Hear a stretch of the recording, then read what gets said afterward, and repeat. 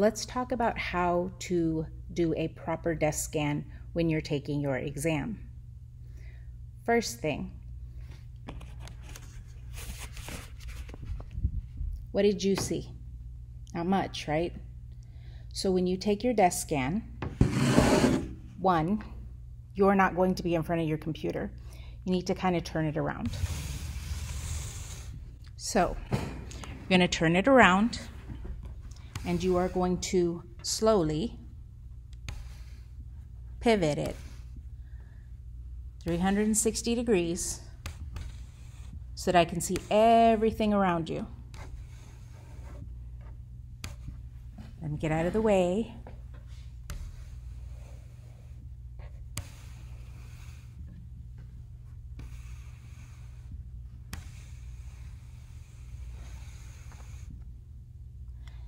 Something else. This is called a desk scan, meaning that you should also record the surface that you're basically working on. So here we go. I'm going to get my computer and I'm going to scan the surface that I am working with. Okay? There is nothing on the surface except for that.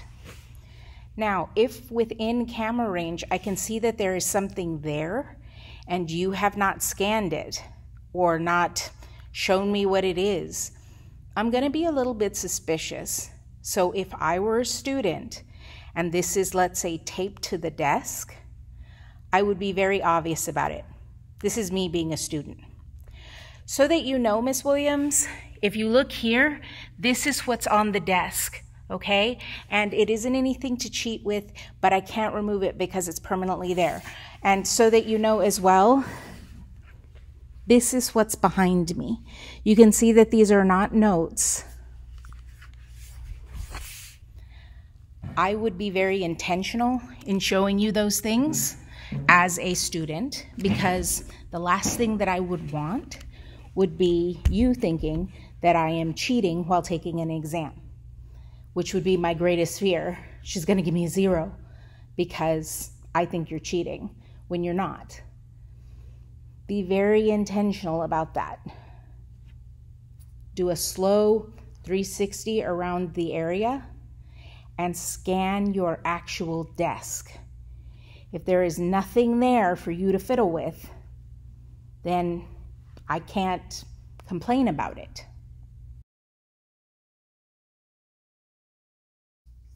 Let's talk about things that are going to earn you a 0. All right? So if you do your desk scan and I see a phone or I see notes, automatic 0. And I'm warning you now so that you're aware that these are violations. During an exam in a classroom, would you be allowed to have notes? Well, in my class, no, never. You're never allowed to have notes or note card or anything like that.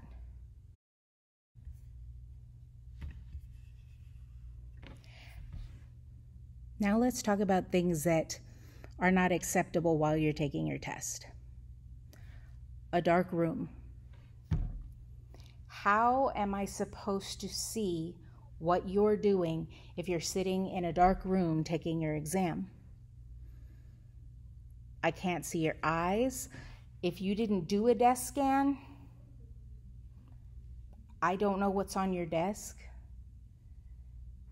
Do not take your exam in a dark room. Do not take your exam in a dark car. You very well know that the whole point is for me to be able to see your face while you're taking the exam.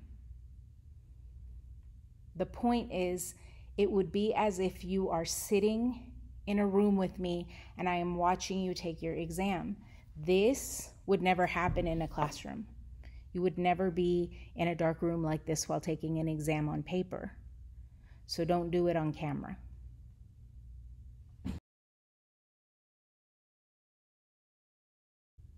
Let's talk framing. Your camera should have you in its frame, and you have a little window that shows you exactly what I'm looking at when I'm watching the video of you taking your exam. It should be you. Last semester, I had a lot of this happening.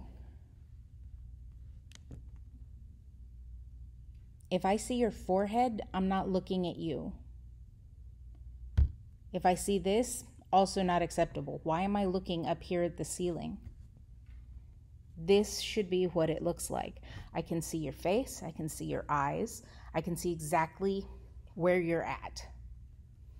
As well, here is my keyboard, right here.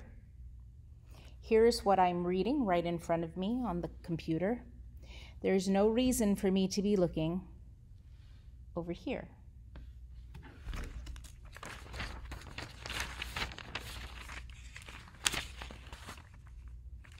What do you hear? You hear pages flipping, right? Well, I can hear that too when you're recording yourself. And that means that if you've got notes, I don't necessarily need to see you with them in your hand. I can hear them just as well as anything else. When you do your desk scan, there should be nothing on your desk. So if you have anything like this, that should be nowhere near you. As well, what do you think I'm doing? Phone.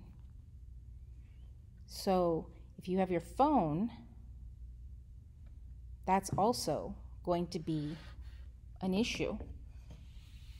In a classroom, if you're in a classroom with me and you're taking an exam, you are not allowed to have your phone, or to ask Siri for help, or to ask Google Home for help. And again, remember, with this software, I can see you if you're talking.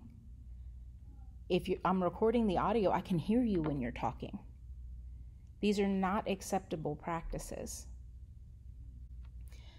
Remember, I said this should be you in the frame of the camera.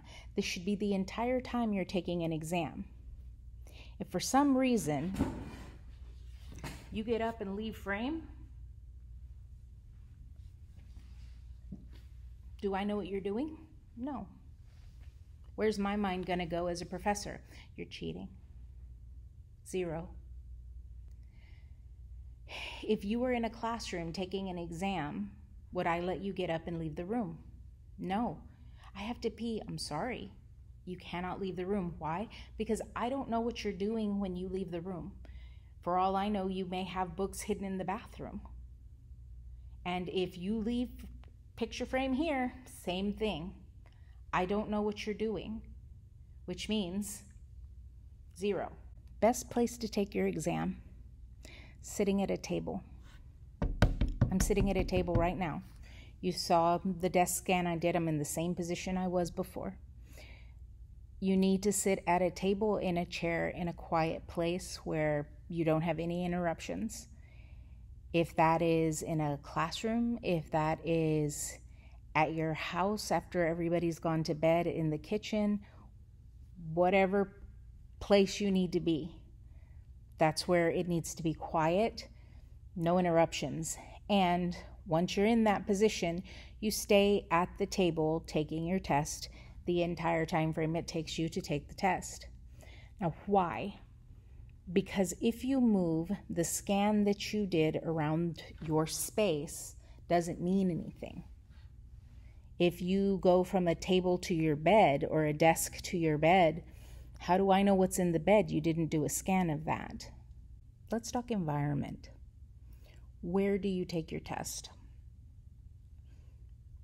If you were in a classroom with me taking a test, would I allow people in and out of the room to talk to you about purchasing items, or you need to do laundry, or you need to take the trash out, or do you want them to go somewhere and get something for you for dinner? If you're sitting in a classroom with me, would I allow that? No. Would I allow pets to be with you while you're taking your test, unless you have a special like accommodation for that. No, I wouldn't. I also wouldn't let you have like blankets and, all those types of, just extra stuff around. I wouldn't. If you're cold, put a sweatshirt on before you take the test. I know there are a lot of single parents out there. I understand that. But last semester, I had a student who was taking the exam and the kid was climbing all over them. Had a hold of her face, had a hold of her neck, had a hold of her hair. It isn't just about, I don't trust that. That isn't it. But honestly, if you think about it, that isn't the best environment for you to be able to think through the questions to get the best grade that you can get on your exam. Interruptions and things like that take you out of the zone. I want you to stay in the zone so that you can pass the exam. If you're not doing that, you're doing yourself a disservice. For single parents who have children, might be beneficial to wait until they go to bed. Once they're in bed, then you can sit at the kitchen table and take your test, do your scan, do everything else. Another thing, there should be no radio on, no television on. Would I allow that in a classroom?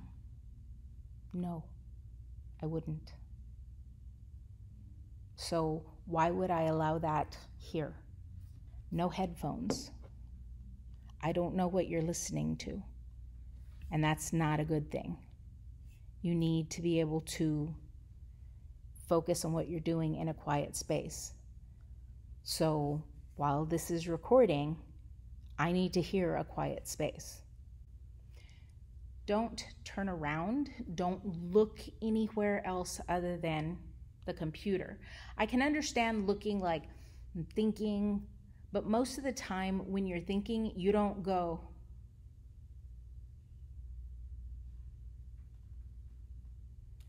That's something else. I can tell when you're reading.